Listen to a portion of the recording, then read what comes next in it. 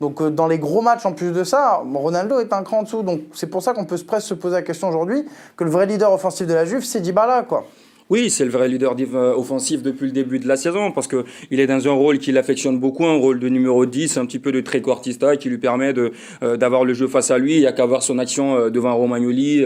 Il arrive Romagnoli, il a dégusté pour lui. exactement, dans un petit double contact, petit périmètre, il arrive à l'enrhumer facilement et à trouver le cadre directement. Après, Ronaldo, cette saison, le problème, c'est que avec Mauricio Sarri, on a l'impression qu'il y a beaucoup de touches de balle. Et On rappelle que ce soir, il sort à l'heure de jeu, il est blessé. Hein. ouais, il est un peu touché, il parle un petit peu. Enfin, il est blessé. Il parle au banc et il rentre directement dans le vestiaire. Ouais, parce qu'apparemment.